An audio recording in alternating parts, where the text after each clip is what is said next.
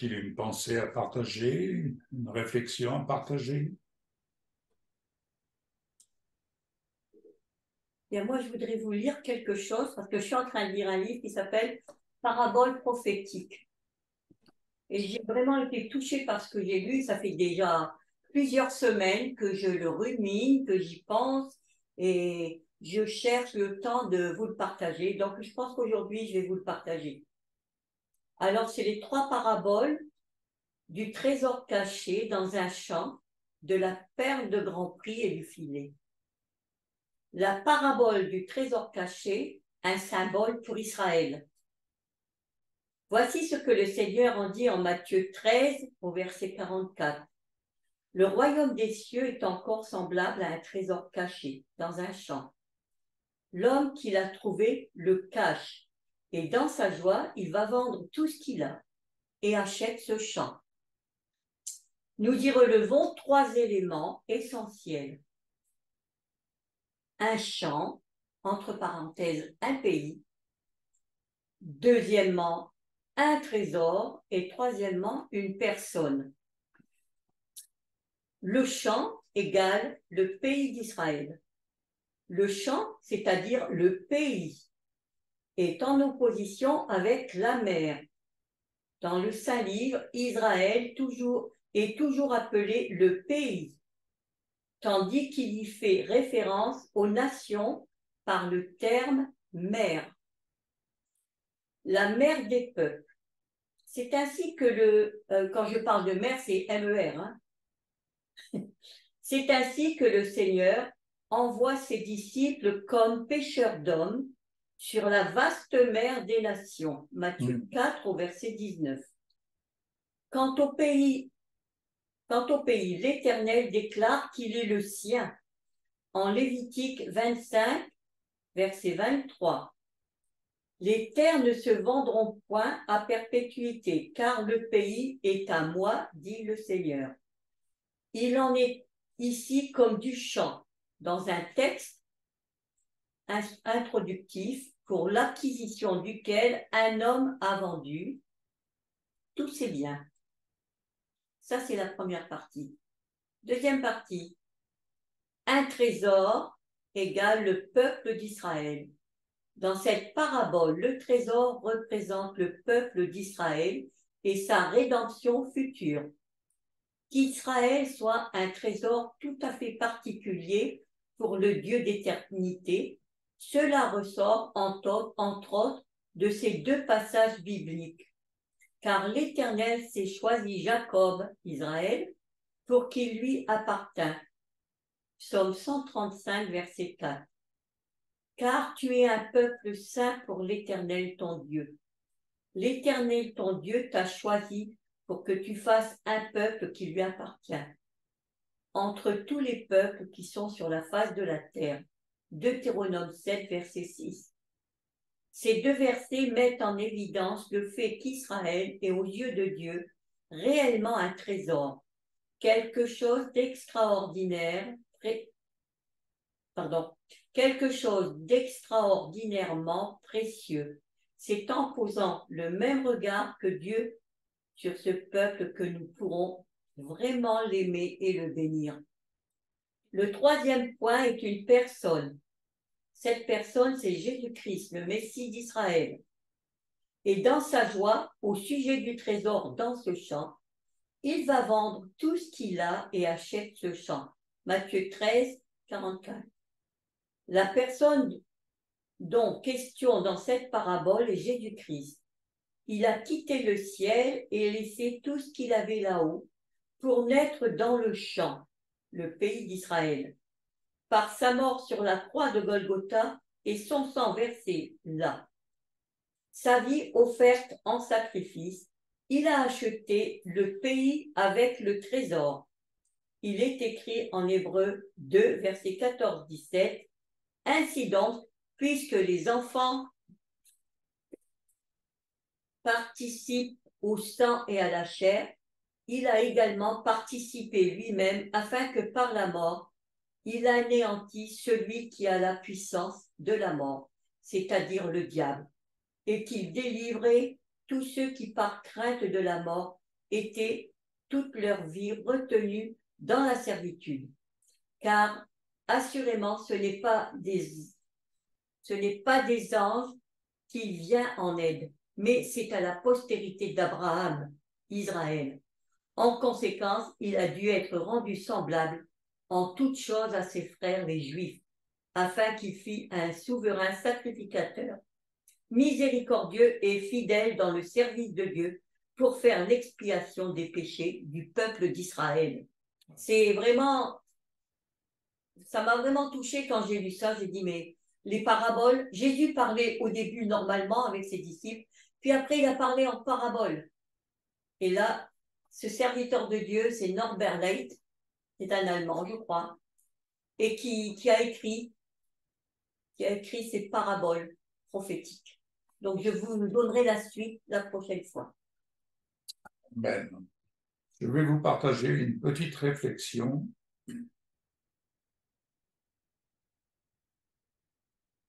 Sous les ailes de la foi. Sous les ailes de la foi. Et pour introduire cette réflexion, je bénis le Seigneur pour l'œuvre de sa parole, qui sort de nos bouches pour chacun d'entre nous. Car l'œuvre de sa parole produit du repos. Elle nous fait vivre dans le repos de la foi. Et je ne peux que vous exhorter à persévérer en ce sens, car ne l'oublions pas, celui qui s'abaisse sera élevé. Ayons l'humilité de nous abaisser lorsque nous disons « Seigneur, sans toi, nous ne pouvons rien faire ». Cela veut dire « sans ta parole, nous ne pouvons rien faire ». Car c'est par ta parole que toute chose subsiste. Rien ne se fait sans elle. Et à ce titre, Jésus a fait une déclaration à un moment donné que nous trouvons dans Matthieu 4, verset 10.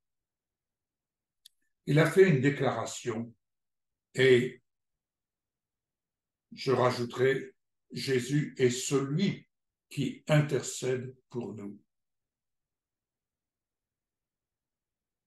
Il a dit ceci, « Retire-toi, Satan. Retire-toi. » Pouvons-nous entendre « Retire-toi » là où tu ne viens que pour séduire, pour tendre le sens des Écritures. Donc, retire-toi. Cela suffit. En effet, il est écrit, « C'est le Seigneur ton Dieu que tu adoreras, et c'est lui seul que tu serviras. »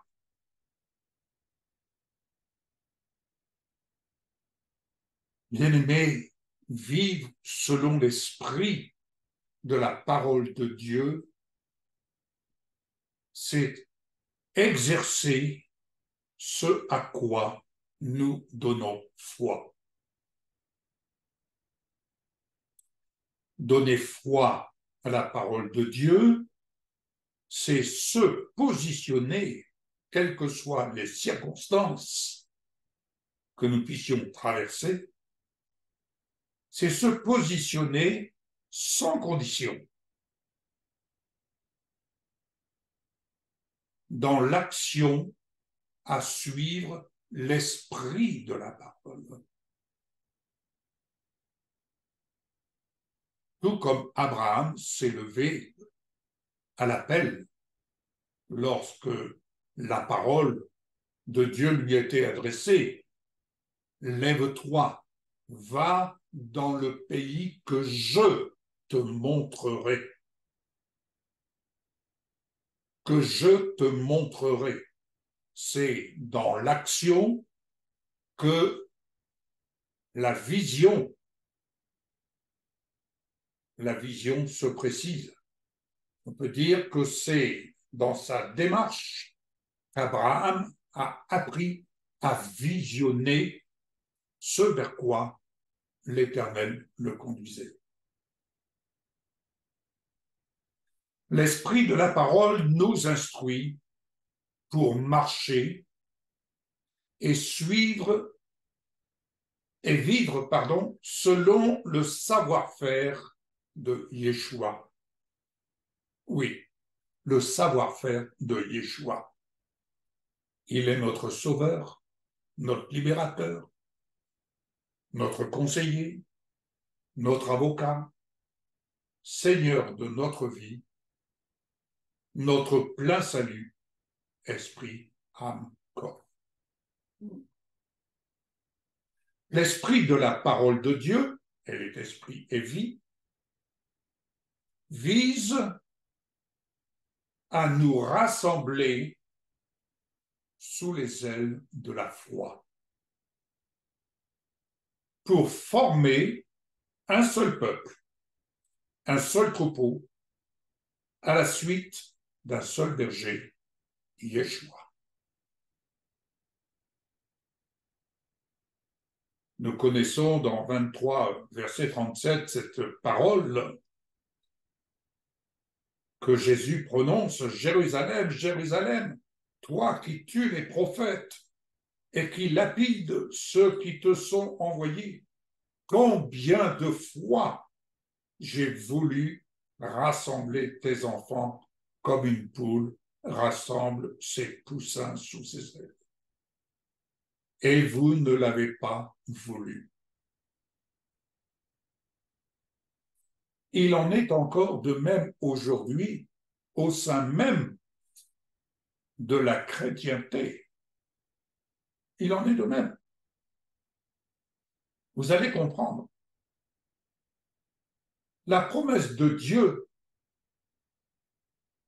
vise à nous rassembler sous les ailes de la foi. Il nous est dit dans le psaume 91, verset 4, « Il te couvrira de ses ailes et tu trouveras un refuge sous son plumage. Sa fidélité est un bouclier, une cuirasse. »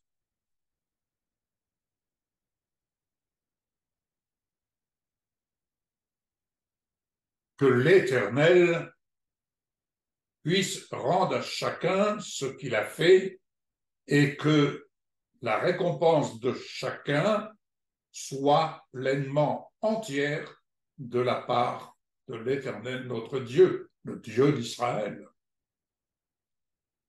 sous les ailes duquel nous acceptons de nous réfugier.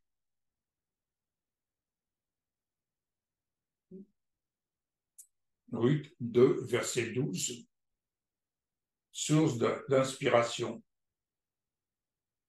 Et quand il nous est dit « Je voudrais habiter éternellement dans ta tente, me réfugier sous l'abri de tes ailes. »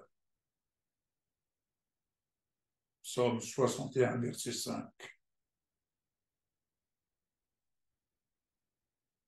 Tout simplement parce que la bonté de Dieu révélée en Yeshua est tellement précieuse.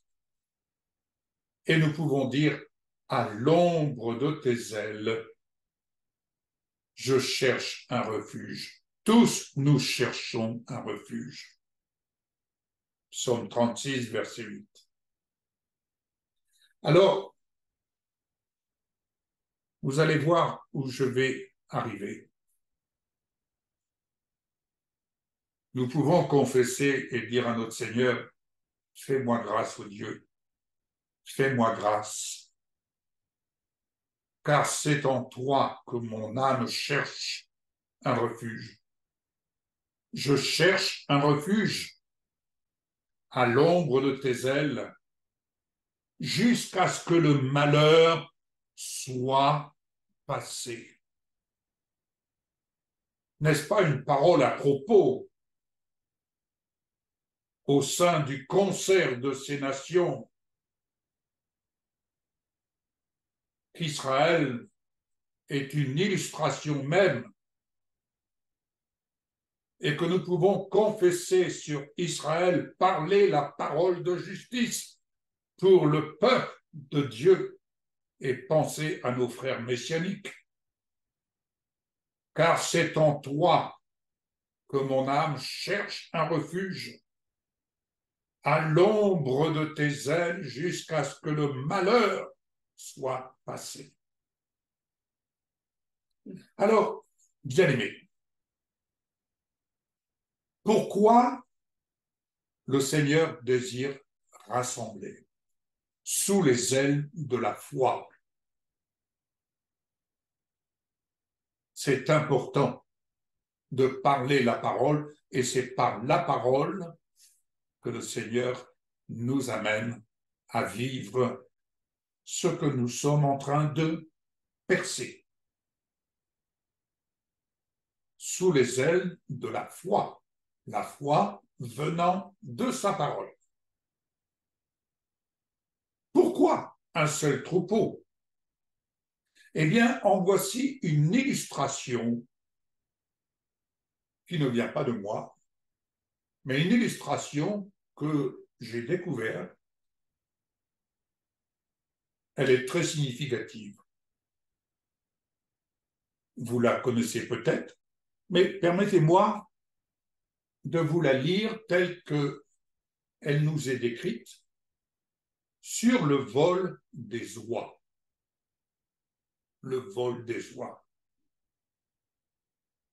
La science a découvert que les oies volent en formant un V. On pourrait dire victoire.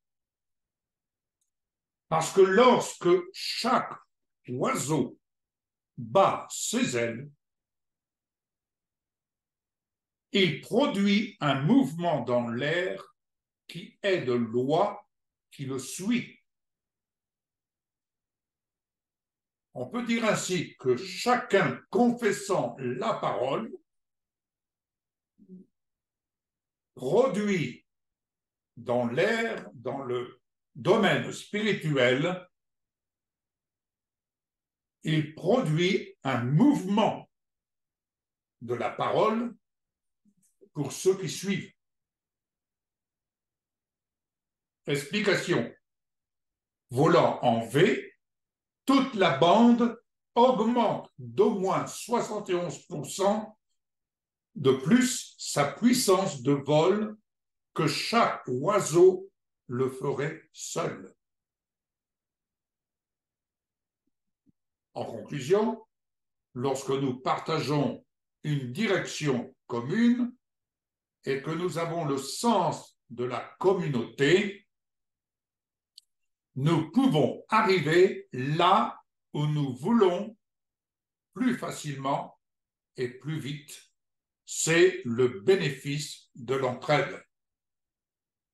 Nous sommes donc là, dans la présence du Seigneur, et par sa parole, nous sommes là pour bénéficier de l'entraide que la parole de Dieu produit à l'encontre du groupe, de la tente de la rencontre, de ceux qui participent, de ceux qui sont au bénéfice.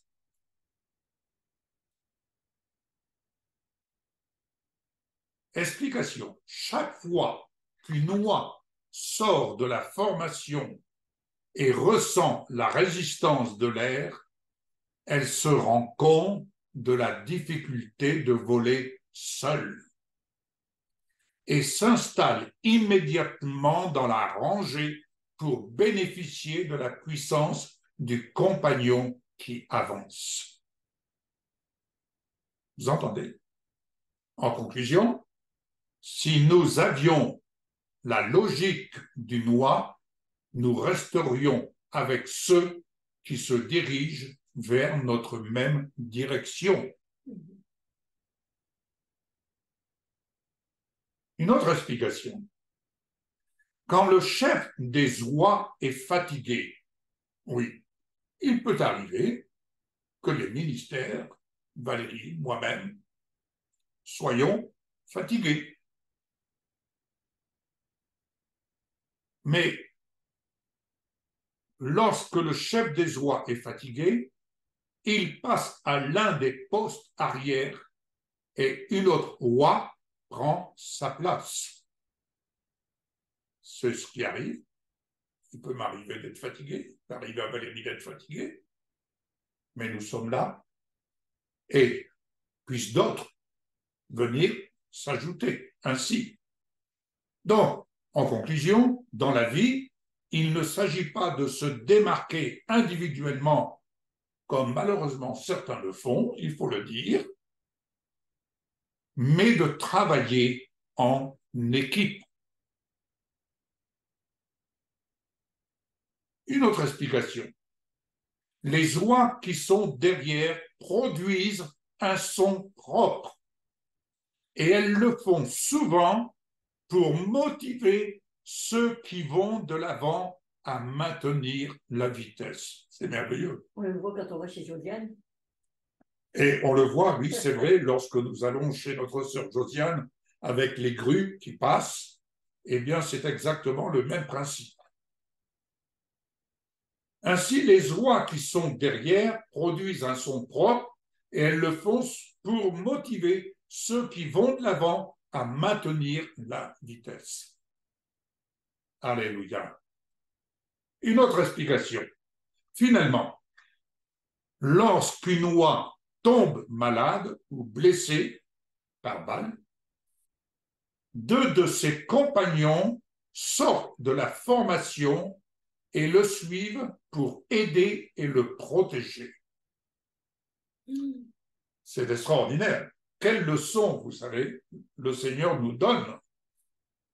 Il reste avec lui jusqu'à ce qu'il soit de nouveau en état de voler ou jusqu'à ce qu'il meure. Alors seulement les deux escortes retournent dans le clan ou rejoignent un autre groupe. Conclusion, nous pouvons apprendre quelque chose des oies, c'est de rester côte à côte en nous aidant et en nous accompagnant dans les moments difficiles. En conclusion, ne vole pas seul. Alléluia. Amen. Amen. Alors, un seul esprit, un seul cœur, une même âme, un seul corps. Qui œuvre à rassembler? Mais qui manœuvre à diviser? À la suite de qui marchons-nous? Bien-aimés,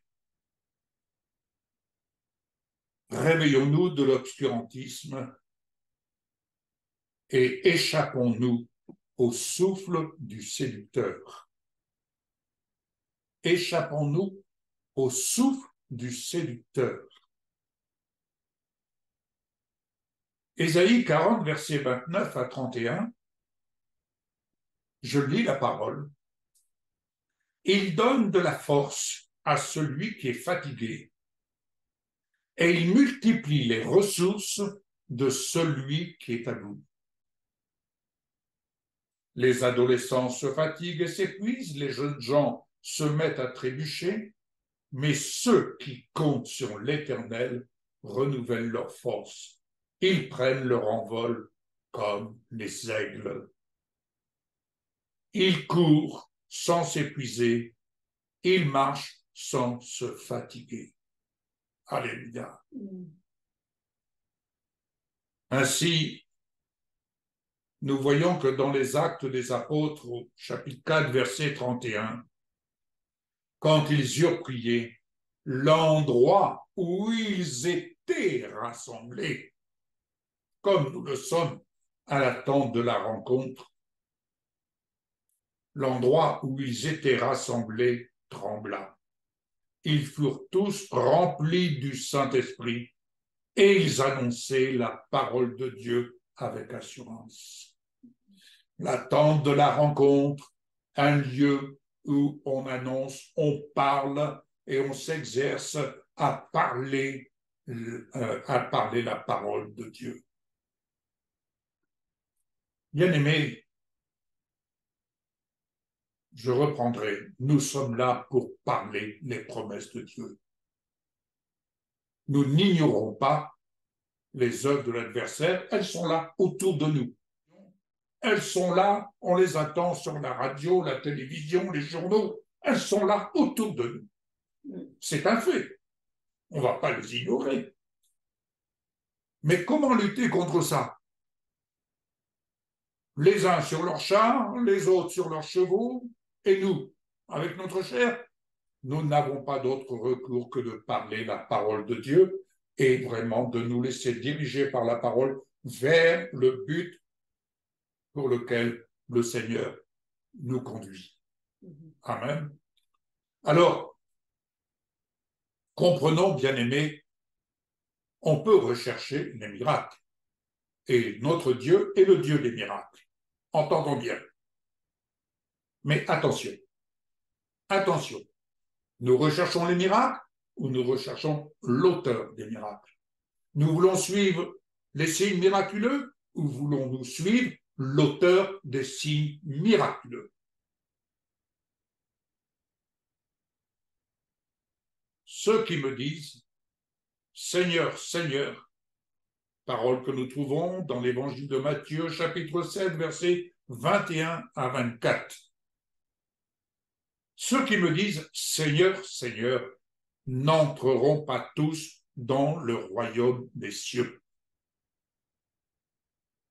mais seulement celui qui fait la volonté de mon Père céleste.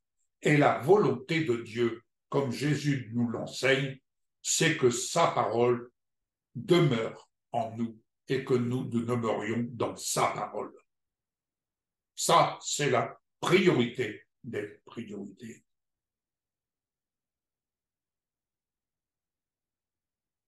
Beaucoup me disent ce jour-là, me diront ce jour-là, Seigneur, Seigneur, n'avons-nous pas prophétisé en ton nom? N'avons-nous pas chassé des démons en ton nom? N'avons-nous pas fait beaucoup de miracles en ton nom? Ah oui, oui. Mais vous avez oublié l'essentiel. Alors je vous dirai ouvertement, je ne vous ai jamais connu. Éloignez-vous de moi, vous qui commettez le mal. Et oui, quand on marche, excusez-moi l'expression, mais quand on marche à côté de nos pompes, on peut vivre des choses, mais l'essentiel, c'est de savoir sur quoi nous sommes établis, avec qui nous marchons et qui demeure en nous. Tout est là. C'est pourquoi toute personne qui entend ces paroles que je dis et les met en pratique, je la comparerai à un homme prudent qui a construit sa maison sur le rocher. Alléluia. Et enfin, je conclus par cette parole. Moi, Jésus, c'est Jésus qui parle. Il est la parole. J'ai envoyé mon ange pour vous attester ces choses dans les églises. Il dit bien dans les églises. Il ne dit pas dans mon église.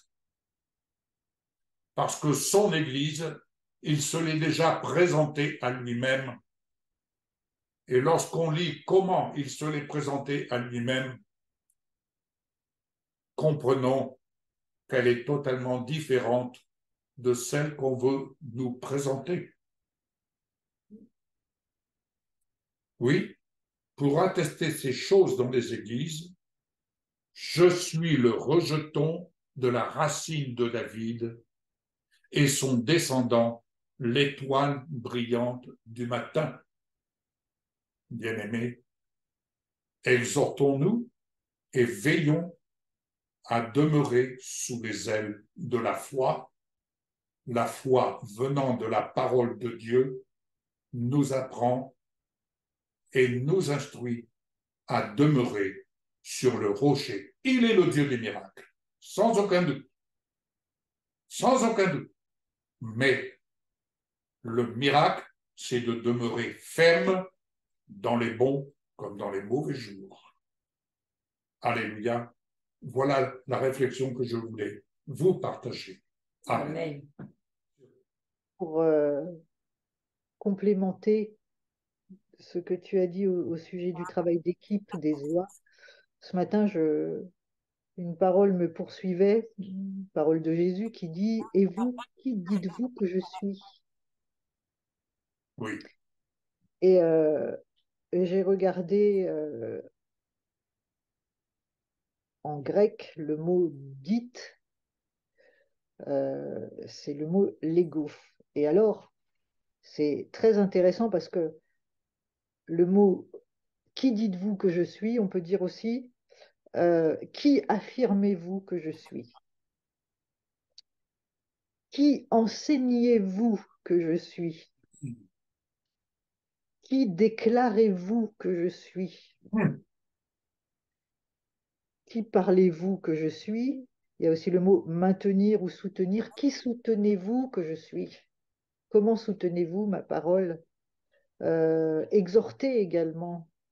Comment exhortez-vous mon nom? Comment conseillez-vous également? C'est aussi le verbe conseiller et ou appeler. Et tout ça dans cette phrase: qui dites-vous que je suis?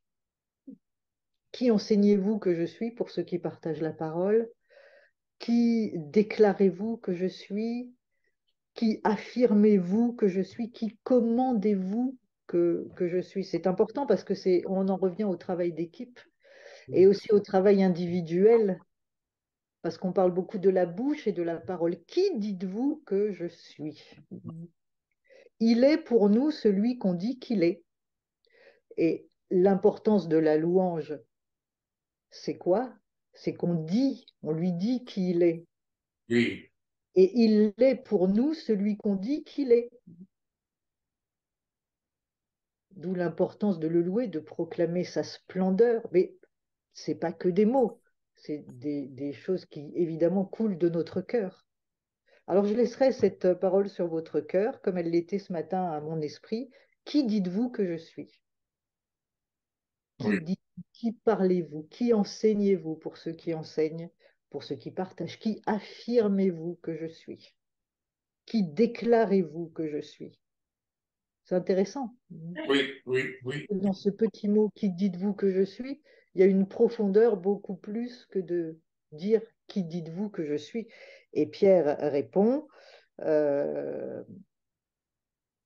tu es le Machiach, tu es le Messie, le Fils du Dieu vivant. Et Yeshua lui répond, béni sois-tu Shimeon bar Yohanan, donc Siméon, fils de Jean, car ce n'est pas un homme qui t'a révélé cela, mais mon Père qui est dans les cieux. Alléluia. On a la révélation de qui il est parce que ça nous vient des cieux, ça nous vient d'en haut. Et je vais vous dire vite fait parce que on va déborder, mais je relisais dans Luc 19, bon, vous connaissez tous la parabole avec les serviteurs. Il y a 10 serviteurs, hein, un noble qui doit partir et qui doit revenir pour être roi, donne à 10 serviteurs, il appelle 10 serviteurs et il leur donne à chacun une mine, un mané. Une mine, c'était la monnaie de l'époque. Il part en voyage et quand il revient pour être roi, pour être couronné, donc il y en a un, le premier qui vient, il a fait fructifier le mané, et ça lui en a rapporté 10 de plus. Donc, excellent. Le deuxième euh, vient et pareil, il a fait fructifier et ça lui a rapporté 5 manimes. Et puis, il y a un autre serviteur qui arrive et qui lui dit, Seigneur, voici ton mané. Luc 19, donc, hein, je l'ai gardé caché dans un morceau de tissu, écoutez bien, car j'avais peur de toi. Tu prends ce que tu n'as pas déposé et tu moissonnes ce que tu n'as pas semé. Le maître dit à ce dernier, mauvais serviteur, je vais te juger par tes propres paroles. Je te juge selon ta bouche. Ce Oui, serviteur avait peur de son maître. Il le voyait comme quelqu'un de dur, quelqu'un de sévère, qui prend ce qu'il n'a pas déposé et qui moissonne ce qu'il n'a pas semé. Conséquence, il lui a été fait selon ses paroles, il lui a été fait selon sa foi. D'où l'importance de qui dites-vous que oui, je, que je suis. Et j'ai regardé un petit peu ce que voulait dire le mot mauvais serviteur, traduit mauvais serviteur ou méchant serviteur. Eh bien, on trouve d'autres significations encore plus profondes, je trouve, et très parlantes de mauvais ou de méchant, puisque le mot employé donc en grec est poneros, qui signifie rempli de contrariété, de privation, pressé et harassé par le labeur. Ce qui signifie que ce serviteur euh, était quelqu'un qui n'avait pas la révélation de la grâce. Il n'avait pas la révélation de qui était son maître. Il y allait par ses propres forces. Quelqu'un donc rempli de contrariété et de privation, c'est quelqu'un qui n'est pas dans la grâce, clairement. oui, oui, C'est quelqu'un qui ne sait pas qui il est, en fait. oui. Pressé et harassé par le labeur.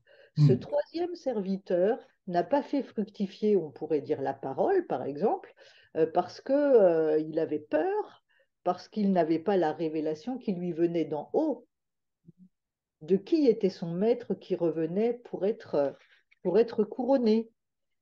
Voilà. Donc il lui a été fait selon sa bouche, selon sa parole, parce que la révélation qu'il avait de son maître ne venait pas du ciel, ne venait pas du ciel. Il avait une révélation terrestre, il était encore sous la loi. Alors qui dites-vous que je suis? Qu'est-ce Hmm. que votre bouche dit de qui il est? C'est voilà la pensée que je voudrais laisser sur votre cœur. Et puis, il nous est dit que les anges obéissent à la voix de sa parole, puisqu'on parle de la bouche. Et quand on parle, on met les anges en action. Et ça, c'est important de se rappeler que par la parole qui sort de notre bouche, nous mettons les anges en action. L'aile. Alors, Oui, est-il possible, je vous pose la question, que dans nos paroles négatives, je ne peux pas, j'ai peur d'être malade, j'ai peur d'avoir un accident, est-il possible que les anges entendent cette parole, nous qui sommes à l'image de Dieu, est-ce que les anges peuvent penser que la voix qui sort de notre parole est la voix qu'ils écoutent et qu'ils pensent que c'est ce qu'on veut? Est-ce que vous me comprenez? Je ne sais pas si j'exprime bien. Que nos paroles négatives, en fait, qu'ils prennent nos paroles négatives comme étant la parole de ce que nous voulons et qu'ils la mettent en action, en négatif, ou en tout cas qu'ils n'empêchent pas. J'ai lu plusieurs choses à ce sujet, c'est pour ça que je vous le partage, bon, toute proportion gardée, bien évidemment. Attention à nos paroles, parce qu'on sait que nos paroles sont puissantes. Ce qui sort de notre bouche est puissant. Quand nous parlons, la parole, c'est une surpuissance, oui. mais c'est aussi une puissance quand nous parlons les choses négatives. En fait, tout ce qui sort de notre bouche est puissant. Alors, Étonne- soyons frappés de mutisme quand, quand nous nous apprêtons à dire des choses qui pourraient eh bien, être mortelles, on peut le dire. On peut tuer par nos paroles, on le sait. Donc voilà. Voilà. Qui dites-vous que je suis? Pour en revenir à cette parole qui est une parole qui m'a bien poursuivi ce matin et que je vous partage aussi. Voilà. Soyez bénis. Celui qui parle peu pêche peu. Exactement. Alléluia. Gloire à Dieu. Je vais laisser le soin à Valérie, si elle veut bien prier pour conclure ce temps. Nous glorifions ton nom, Seigneur, roi de gloire, Seigneur des seigneurs, admirable, conseiller, Dieu puissant, prince de la paix. Merci, Seigneur, roi de gloire, pour ce moment que nous avons partagé ensemble, pour la révélation de ta parole, pour la sagesse de ta parole qui va nous faire cheminer tout au long de cette semaine. Que cette parole, Seigneur, travaille en nous, nous change, nous fasse grandir, nous fasse croître en toi et que nous ayons toujours plus la révélation, Seigneur, de qui tu es. Que ta bénédiction accompagne chacun d'entre nous, nos familles, ceux qui nous écoutent aussi ce matin, Seigneur, qui regarderont cette vidéo. Que la paix soit sur chacun d'entre nous, sur ton peuple d'Israël aussi, Seigneur. Amen. Amen. Amen. Nous vous Amen. souhaitons une bonne semaine à chacun et que le Seigneur soit votre partage tous les jours à vos côtés. Amen. Amen. Amen.